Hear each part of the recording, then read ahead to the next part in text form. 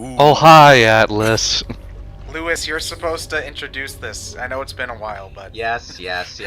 Welcome, everyone. It's that game I started recording a year ago, finished recording about half a year ago, and, yeah, this is the Catherine playthrough. Lewis recorded a game?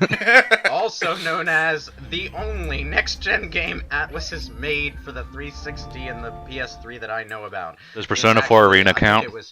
I think the story goes this was the test game for the 360 and PS3. Like, they just made it to test developing for them. Didn't this game come out in, like, 2010, 11, too? So, it's like... I want to say 2011. Yeah, so...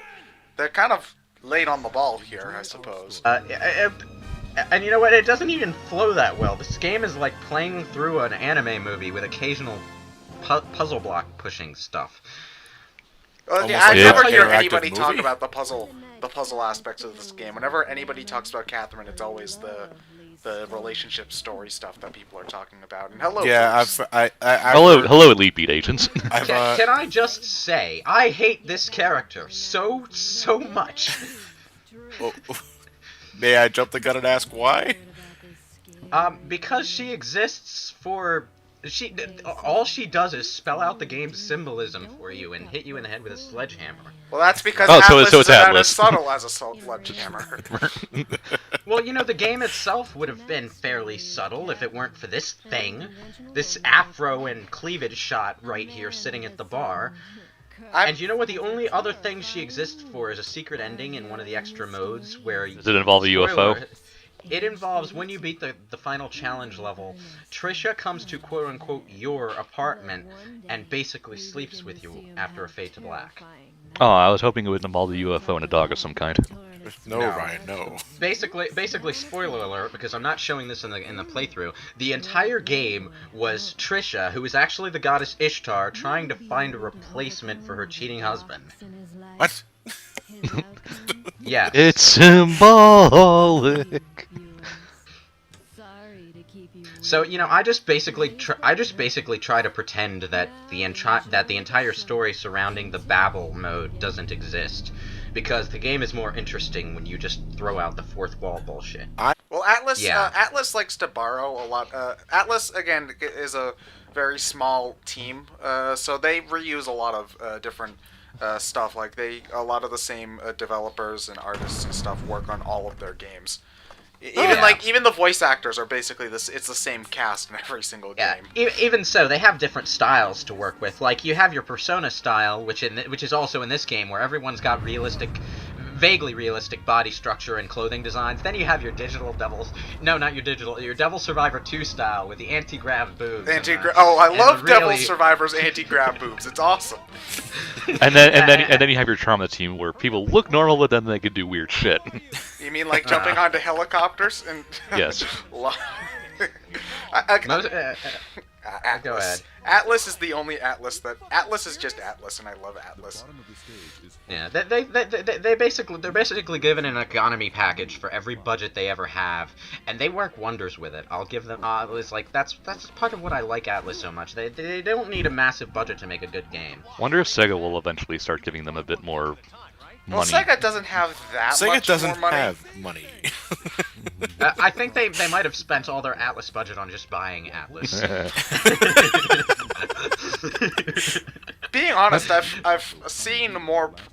Atlas has been releasing more profitable games than Sega has over the past couple of years. That's probably why they got it. Well, Catherine was actually relatively successful financially. At least critically it was. You know, at the very least you could call this a cult classic. How much did Catherine end up selling? Hold on, VG Charts is my friend, and I will check. Well, I still think it would have been a low-budget game, so it doesn't need like the massive numbers most like AAA games would need to be a success. Oh, hi, so, Capcom. You know, I'm pretty sure it's a success. Just its number next to games like the new Tomb Raider wouldn't look that impressive. I will say one thing that did stick with me during my very short stay with this theme right here it's playing. It's a fucking earworm. Well, you see, most of the stage themes, including this one, are just classical music. Are they? Does this one have a name? Because I like to download it. Like, I think there's probably like remixes involved, but the stage themes that play during the Nightmare levels are classical themes. So yeah, mostly open domain stuff. Catherine Or on the whatever you call PS3 that. sold a little bit over 500,000. Catherine on the 360 sold about 250,000. So 800,000 copies total. Which Oh, is not, that's very successful for a game of this size. yeah, for a game like this, that's really good. I still think it would have been really interesting if Nintendo wound up getting them, but Well, Nintendo tends to get more of Atlus's handheld stuff like Itchy and Odyssey, Yeah. Shin Megami Tensei well, no, it's just 4, more of Trauma a Center. Nintendo is very, very conscientious of their image, while Atlus does a lot of very risque or weird shit. Well, Nintendo Yeah. also does weird shit too. It's just they do a different sort of weird shit. So seeing that, I'm really interested to see how Shin Megami Tensei Crossfire Emblem is gonna end up turning out, because that's just gonna be, I'm betting it's going to be a lot lighter on the usual Shin Megami Tensei Christianity themes. I don't expect giant floating yellow godhead anywhere in that. But Penis demons? Oh, damn it. oh, well, it's not Shin Megami Tensei without penis demons. You know what? I was gonna say let's talk about the stage we're watching, but let's not do that because number one, it's about the game. Number Tutorial. two, it's block pushing tutorial. It's like at least you can trial and error your way through this. Woot! I got the gold prize at the tutorial stage. I are so hardcore. And I want to thank my friend Satan for making this possible. You like me.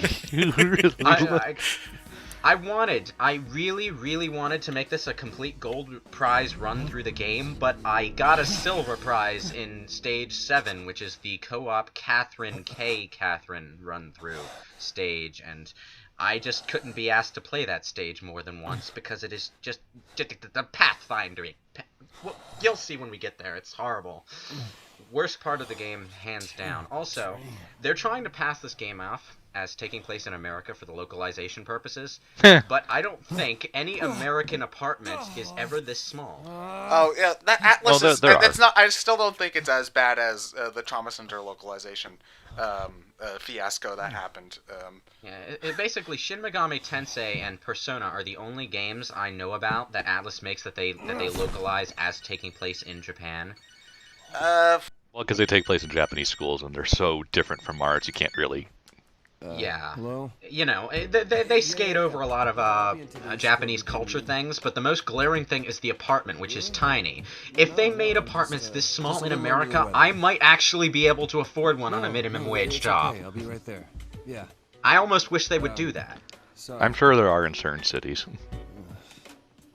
Yeah, but nowhere near where I live. The golden Playhouse logo on the top left of the screen is always there to make it Yes. feel like a television show. Yeah, it's only in the story mode, but that's always there. Yeah. TV Land. So, are you getting anything extra? The game transitions between fully animated cutscenes and In model. the real-time 3D model cutscenes. What do you think is the better of the two, really? Anything. Honestly, I like the in-game cutscenes more because the animation quality in the anime cutscenes, while good, is not the best. No, I've it- had that it- same critique too. It looks more like an anime TV series than an anime movie, and considering the nature of the game, that's kind of it kind of drags it down a little bit, just a little bit though. Being killed or something. The one thing that always bugged me though about what's this guy's name again? Do the killing Vincent. in my dreams. Vincent Brooks. Vincent. There's I just want to put a little sign in between his eyes that says "Space for Rent." You know, I wouldn't be surprised if someone made an image of that already. Years have we been together. It's been so long, I can't remember. The guy can't even remember how many years he's been with his girlfriend. My God, he actually remembers that later on in the game now. My mother's been calling me up and asking how we're doing. And if there's one thing Atlus does well, it shows up a lot in the Persona games. I think the Persona team worked on this, which is why it shows up here too, is just regular old interaction between regular old people. Vincent's bug-eyed surprise looks notwithstanding and his constant sweating, which is kind of a bit of a giveaway. It's like, how can you not tell he's lying just by looking at his face? Apart This from guy would that, not you make know, it long in LA Noire. Lie, truth. What was it? Lie, or lie. This game kind of does have some likenesses to the Persona series. Like, one of the bosses later on might as well just be Vincent's Persona Shadow. It's even called Shadow of Vincent, and it has a mask on. But, Lonely death of young man, right here in Inaba. Well, is it? I think a lot of people, some people speculate that all of the Atlas The games Atlas stuff take place in, the in same one universe. Yeah. Actually, there's this really fucking complicated fan-made multiversal timeline. Oh, the Shin branching Megami thing. Tensei timeline? That's hilarious how complicated that thing What do is. you think? Yeah, it's like the Persona games take place in this one Shin Megami Tensei timeline. The main series is up here, and then the Persona series has a timeline branching thing in its canon, so there's 2 timelines there. And where does Trauma Center fit in all this? It's just in its own little universe, just fucking about. There needs Glass to be a dome. there needs to be a Trauma Center game where they fight penis demons. Well, penis demon viruses? Yes. And to me, though, that I think that's actually the problem I have when it comes. I'm not saying all Atlas games do that, but just in general, where the focus of the video game's narrative is on everyday normal things, and then you got that one thing that brings in the whole video game element where they start changing things up and say like the whole block pushing thing for this. But to me, I don't think that translates as well when it's a video game compared to a movie.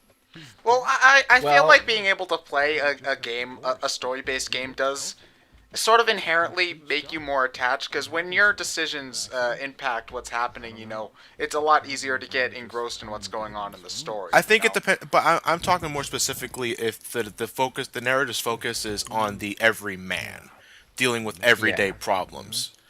Like, I don't want to play a video game where a mini game is sorting out the bills. You know? Well,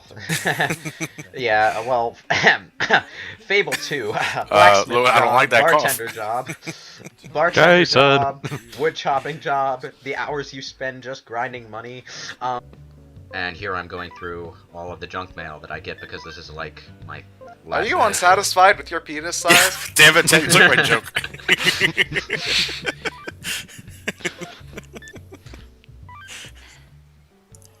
Oh, now you get a reply. Is there a send boob pics, please option? The way that the text messages are one of the things that can alter your morality. I'll talk more about what morality does in a later part, but basically you just keep entering text and then deleting it to cycle through your choices, and you'll get more order karma by being nice to Catherine. You'll get more chaos karma by being nice to the other Catherine, and well, I'm going for a neutral run, so I'm being a 2-timing bastard about it.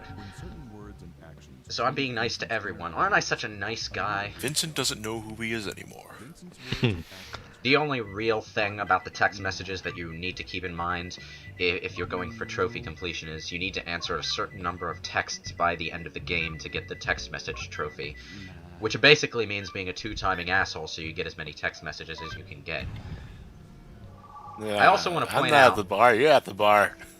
speaking of the Persona games, April 1st is also the date on which Persona 3 starts. Let the fan theorizing begin. Isn't Vincent? Doesn't Vincent have a cameo in one of the Persona games?